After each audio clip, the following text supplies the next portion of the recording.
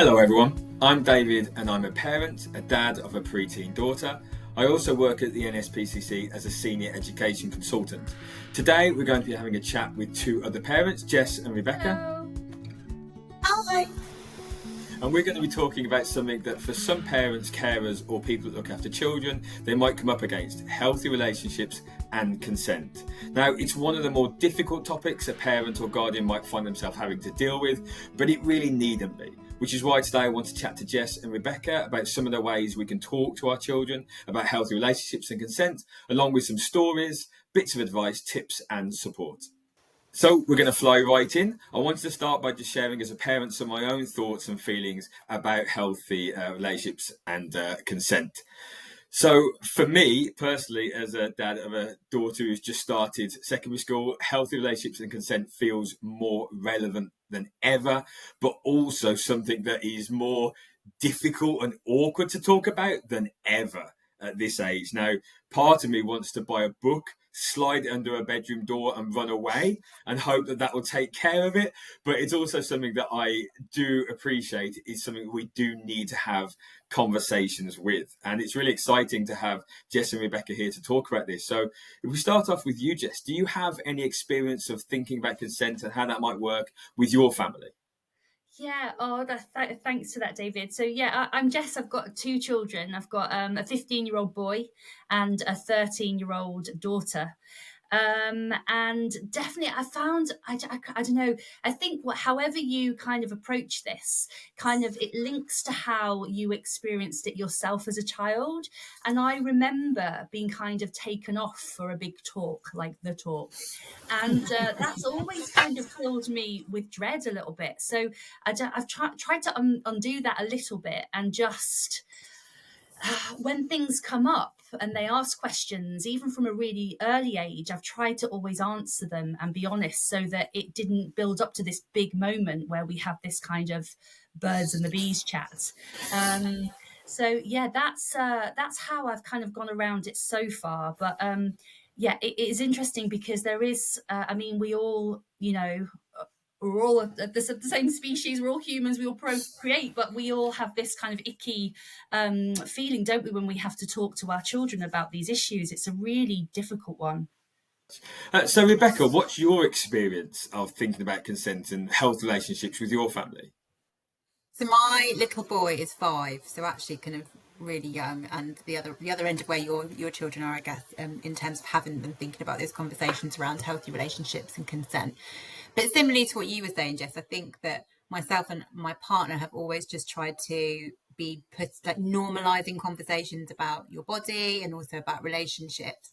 So even from like really a young age, like always asking if it's okay to do something, or telling him and talking to him about what we're doing. So like in the bath, when we're cleaning his body, talking about the fact that that's what we're going to do now. And then that also opens up, I think, for us chances to then talk about like when it's okay for somebody to be touching his penis and that part of his body, and it should only be doctors and parents. So I think just trying to like pop it into everyday conversations when we are doing things naturally about his body.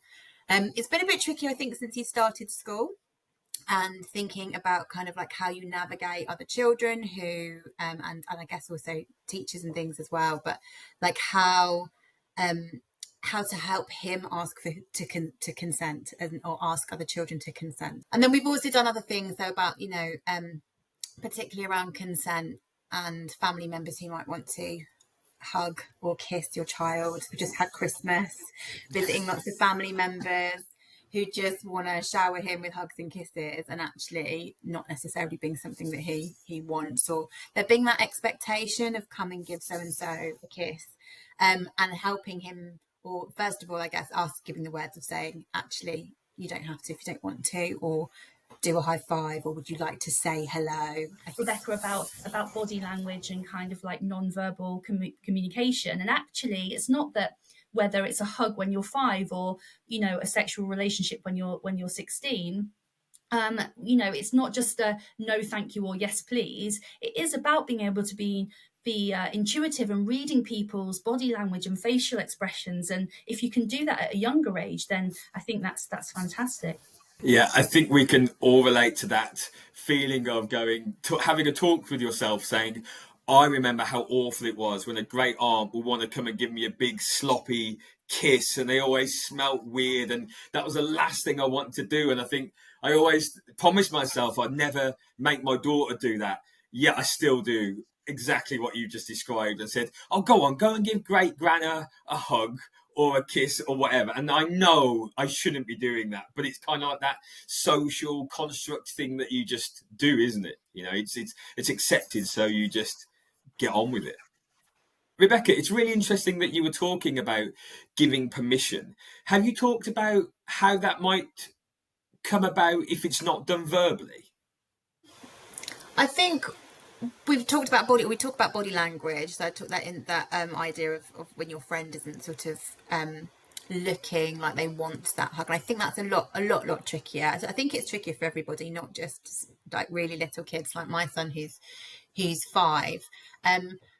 So I think that's a good thing to talk about, is that body language. And actually we've done it through, I think, things like books, like, and thinking about, like, we've got a lot of books around friendships and how to make friendships, but also a lot about feelings. So we've always talked about feelings and how you might tell if somebody's feeling happy by looking at their face. Are they smiling? Are they angry? Are they cross? Like, and I think that's a good place to start in terms of what is somebody's facial expression telling us. That's something that I think has really helped us, just to think about, what do feelings look like in somebody else and in ourselves, and then trying to sort of pick those up in moments where it kind of relates to that asking or giving permission. Yeah, thank you for that. I do agree that I think books and TV shows, films, celebrities, and I nearly dated myself then and said newspapers, but online stories about celebrities and things like that are a really good way in. Jess, is that's something you've had experience of, using books or TV shows to broach subjects? I find that they're ahead of me.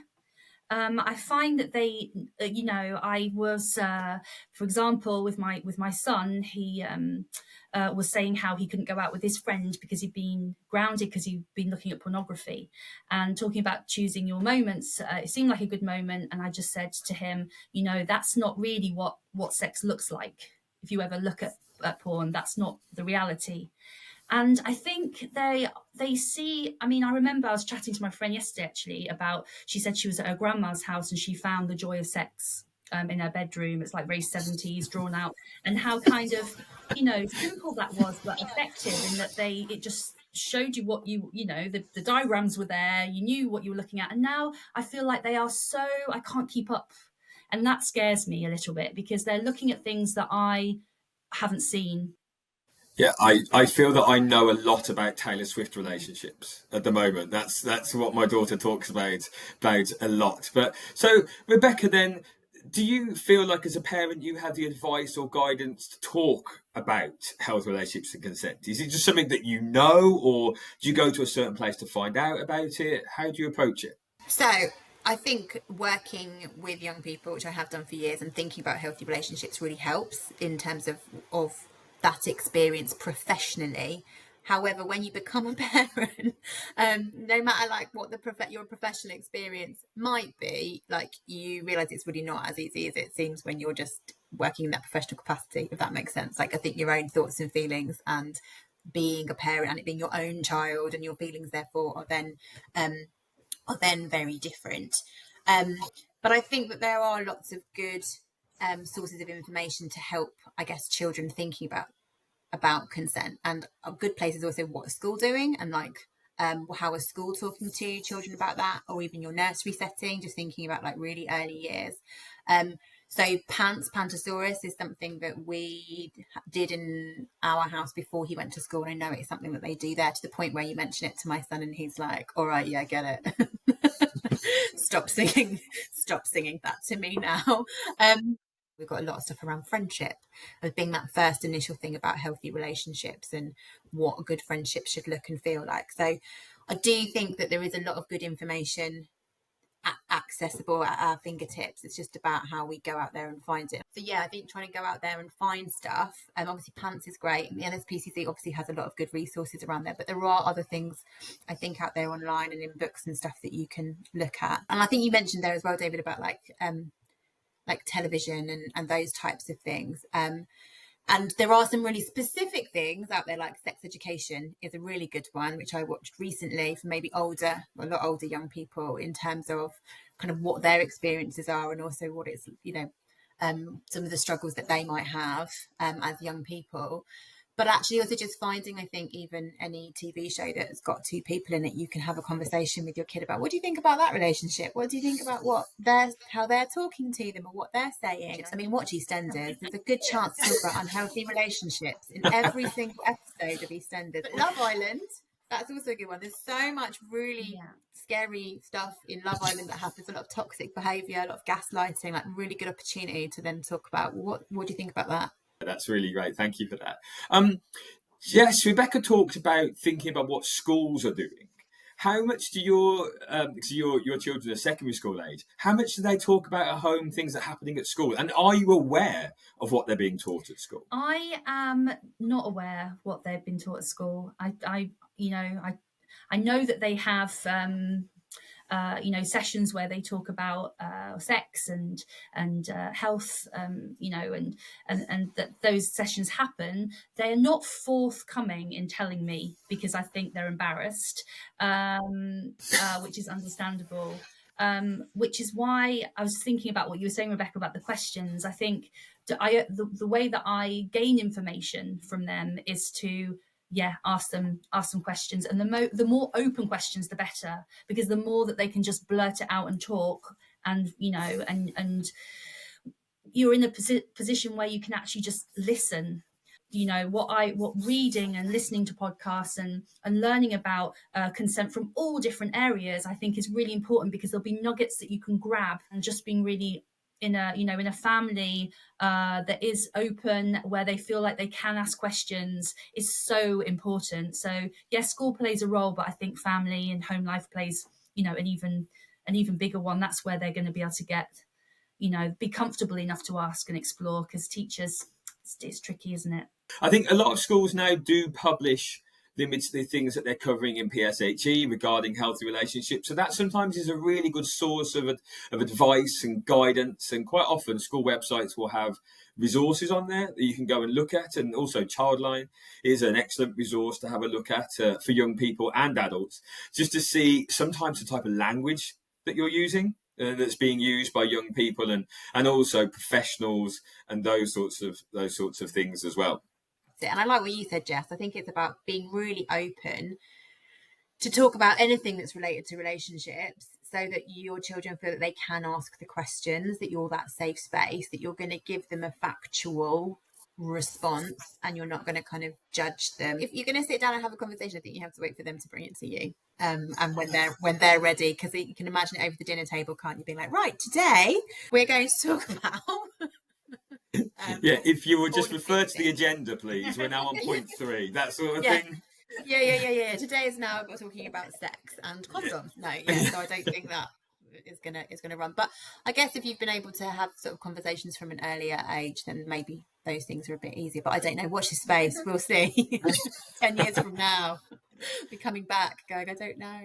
I think potentially do our children understand what a healthy relationship is? What do they understand? Do they know that a healthy relationship one is where they feel safe, where they respect their partner and they feel respected themselves, where there's that mutual trust, that they trust their partner with things like that.